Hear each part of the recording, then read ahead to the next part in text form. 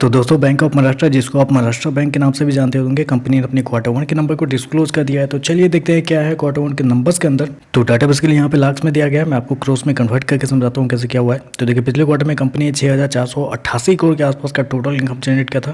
पिछले साल की बात करें तो 5,417 करोड़ के आसपास, जबकि अभी देखें तो बढ़ के 6,768 करोड़ के आसपास आपको जाता हुआ देखने को मिल रहा है। तो साल दो साल देखें तो साल दो साल कंपनी के रेवेन्यू के अंदर ऑलमोस्ट बोल सकते हैं 25% के आसपास का जंप आपको देखने को मिल रहा है। वहीं अगर क्वार्टर जाते हैं तो क्वार्टर भी कंपनी के टोटल इनकम के अंदर ऑलमोस्ट बोल सकते हैं आपकी 4 से 5% के आसपास की तेजी है। तो क्वार्टर साल दर साल कंपनी का टोटल इनकम आपको बढ़ता हुआ देखने को मिल रहा है।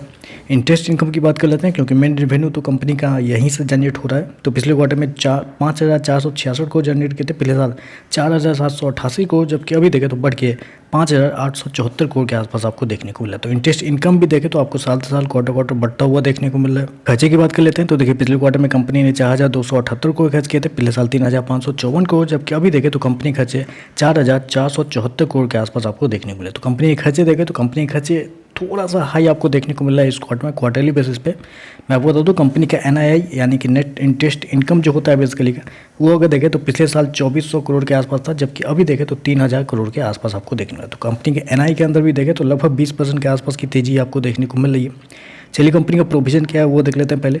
तो प्रोविजन की बात करें तो पिछले क्वार्टर में 942 करोड़ कंपनी ने खर्च किए तो प्रोविजन के नाम पे पिछले साल 776 करोड़ के आसपास, जबकि अभी देखें तो बढ़ के 950 करोड़ के आसपास आपको देखने को मिला। तो प्रोविजन भी देखें तो आपको साल दर साल बढ़ता हुआ देखने को मिला है, जो कि थोड़ा सा नेगेटिव है। क्वार्टरली बेसिस पे देखें तो वहाँ पे भी हल्की सी बढ़ोतरी आपको देखने को मिली है। तो कंपनी का प्रोविजन आपको साल दर साल क्वार्टर बढ़ता हुआ देखने को मिला है। की बात कर लेते हैं तो देखिए पिछले क्वार्टर में कंपनी का नेट प्रॉफिट 1,217 करोड़ के आसपास, पिछले साल 882 करोड़ के आसपास, जबकि अभी देखें तो बढ़ के 1,293 करोड़ के आसपास आपको देखने को मिल रहा है। तो कंपनी का नेट प्रॉफिट देखें तो साल दर साल देखें तो लगभग बोल सकते हैं 45% के आसपास का जंप आपको देखने को मिला है। वहीं अगर क्वार्टर जाते हैं तो क्वार्टर भी कंपनी के नेट प्रॉफिट के अंदर लगभग 6 से 7% के आसपास की तेजी आपको देखने को मिला है। तो क्वार्टर साल दर साल कंपनी का नेट प्रॉफिट आपको बढ़ता हुआ देखने को मिल रहा है। चलिए कंपनी की ग्रॉस NPA नेट NPA क्या है वो देख लेते हैं। तो देखिए पिछले क्वार्टर की बात करें तो पिछले क्वार्टर में कंपनी का ग्रॉस NPA 1.88 था, पिछले साल 2.28, अभी देखें तो गिर के 1.85 के आसपास आ चुका था। ग्रॉस NPA देखें तो आपको साल दर साल संभलता हुआ देखने को मिल रहा है। नेट NPA भी देखें तो 0.24 से गिर के 0.20 आ चुका है, जबकि पिछले क्वार्टर में भी 0.20 के आसपास था। तो कंपनी का नेट NPA ग्रॉस NPA देखें तो आपको संभलता हुआ देखने को मिल रहा है। ऑपरेटिंग मार्जिन की बात कर लेते हैं तो देखिए 34.41% से गिर के 33.91% के आसपास आता हुआ देखने को मिला है। तो ऑपरेटिंग मार्जिन देखें तो आपको थोड़ा सा कम आपको देखने को मिला है इस क्वार्टर में। बाकी सारे पैरामीटर पर देखें तो कंपनी का नंबर बेहतर देखने को मिल रहा है। कंपनी का टोटल इनकम आपको बढ़ता हुआ देखने को मिला है, कंपनी का प्रॉफिट बढ़ता हुआ देखने को मिला है, कंपनी का NII आपको बढ़ता हुआ देखने को मिला है, NPA इंप्रूव होता हुआ देखने को मिला है।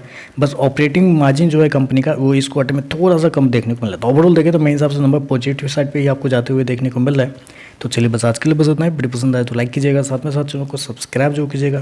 धन्यवाद।